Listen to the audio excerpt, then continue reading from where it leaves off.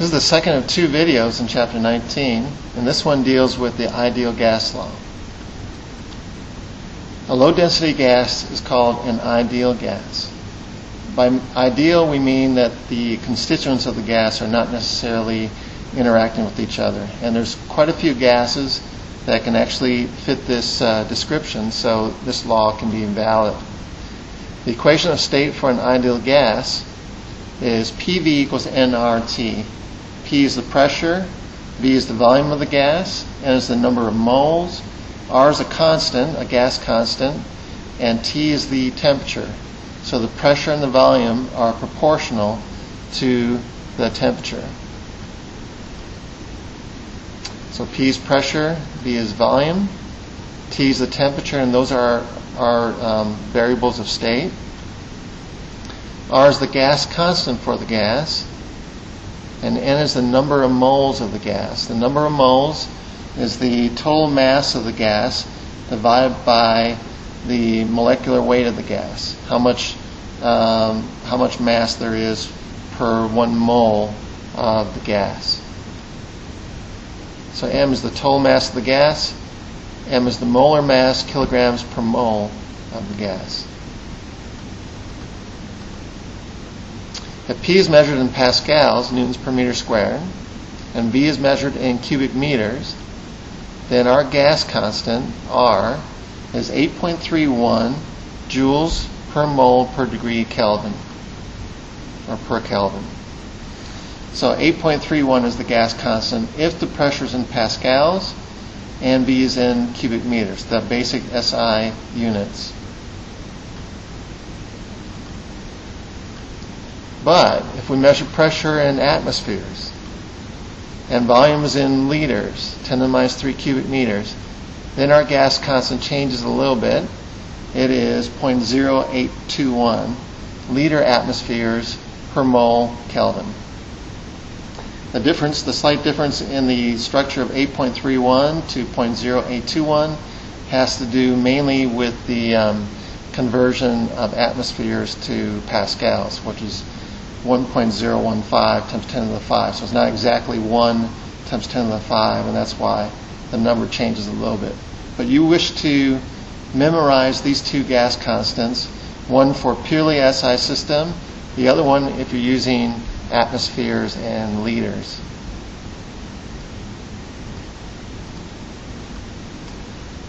So what is the volume of 1 mole of gas at standard pressure, 1 atmosphere, and standard temperature, 0 degrees Celsius, or 273 Kelvin?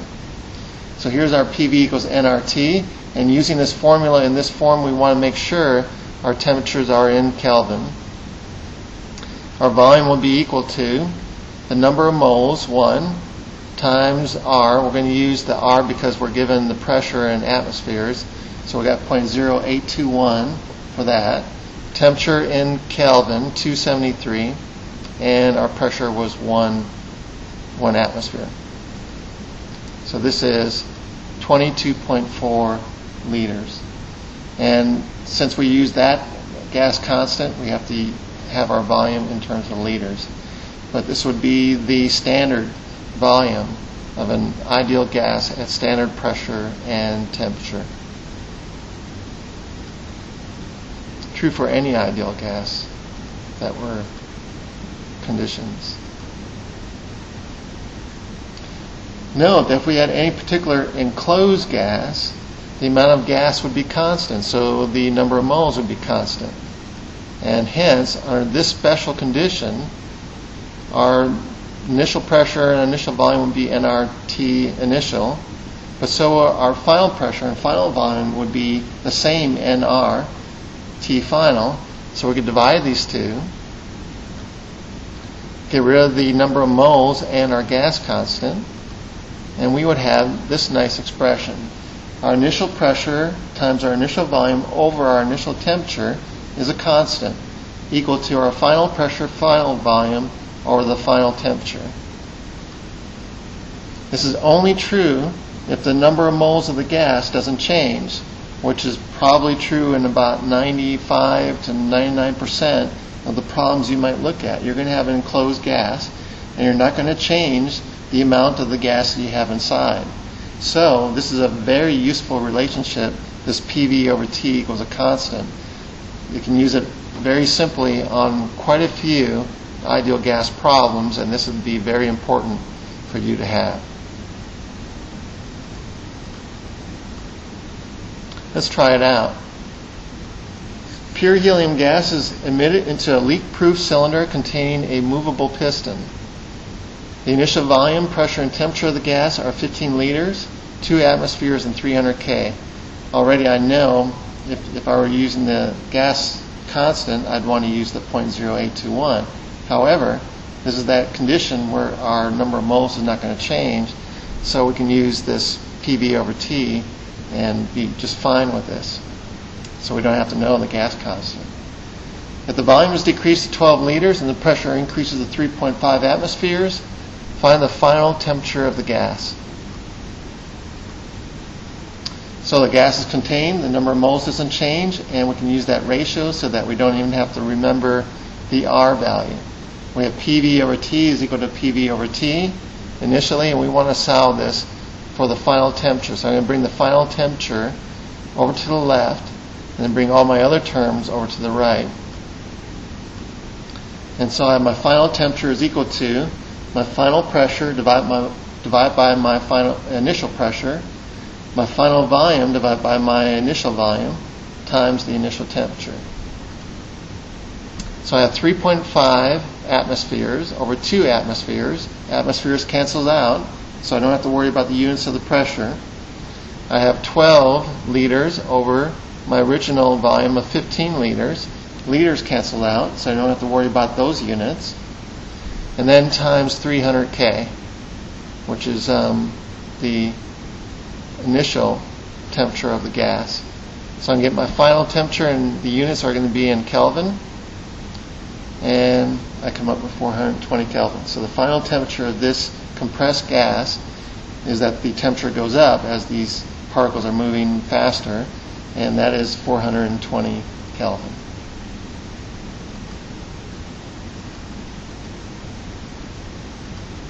Avogadro's number. A mole quantity of gas at standard temperature and pressure of 1 atmosphere contains, number sub A is Avogadro's number symbol, and that's equal to 6.022 times 10 to the 23 molecules per mole. Very easy to remember, 6.022 times 10 to the 23 molecules per mole. You might even just say this 6.023 times 10 to the 23, and you wouldn't be off very much if you want to remember it that way. So the number of moles of a gas is the total number of particles we have, N, divided by the number of particles we have per mole. And that would give us how many moles we have. So the total number of particles, N, divided by Avogadro's number, is the number of moles of the gas. N is the total number of molecules of the gas.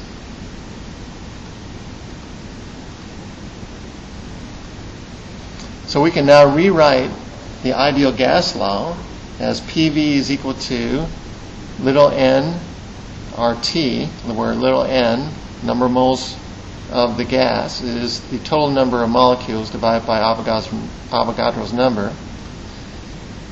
And then if we make a substitution, the gas constant R divided by Avogadro's number is actually another constant called Boltzmann's constant.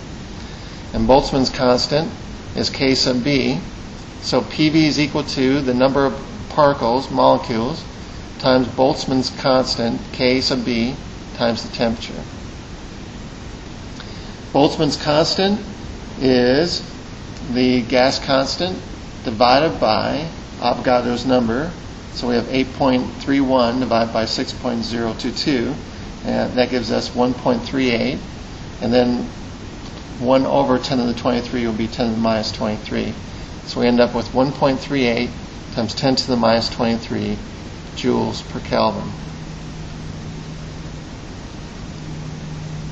We'll note that this K sub B times T will have units of energy, joules, because joules per Kelvin times Kelvin will give us joules. And this will be very useful when you start dealing about the energy of the gas in a later chapter, especially chapter 22. So this K Boltzmann constant will be very important later on.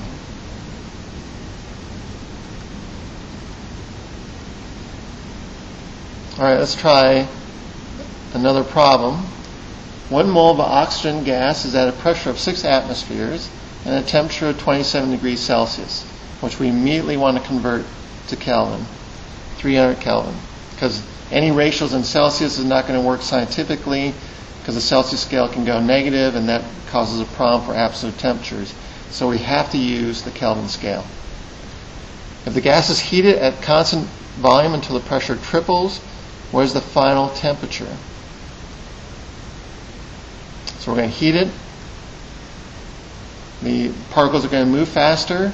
They're going to be at a higher temperature, and it's going to create a larger pressure. Since our number of molecules does not change, our number of moles won't change, and we can use our ratio for this problem. So PV over T is a constant. Let's solve this for the final temperature. Bring that over to the left.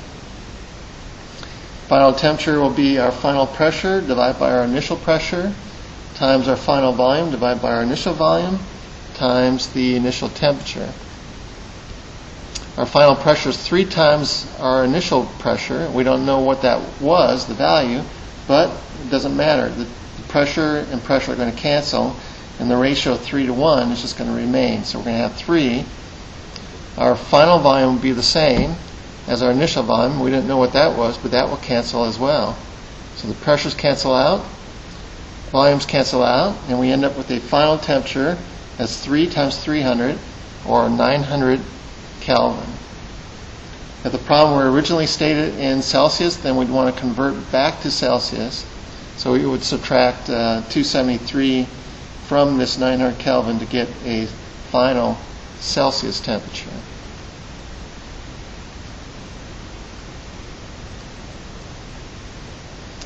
If this gas is heated so that both the pressure and volume are doubled, what would be the final temperature then? Again, we can use our ratios. Final temperature will be the ratio of the final pressure to the initial pressure times the ratio of the final volume to the initial volume times the original temperature. We've increased the pressure to twice as much. The P's cancel out. We've increased the volume to twice as much. The V's cancel out. So we have 2 times 2 times 300, or 1200 Kelvin. So that'll be our final temperature. Again, we can convert that back to Celsius if we wish by subtracting 273.15 from that to get our final temperature in Celsius. It looks like that's what I did here.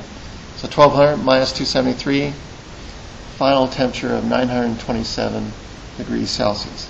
So if you see a problem and they want your final temperature in Celsius, you're going to have to go into Kelvin, work it that way, and then come back to Celsius, unless the problem was dealing with a change in temperature, which we'll deal with later. But if it's absolute temperatures, you got to work in Kelvin.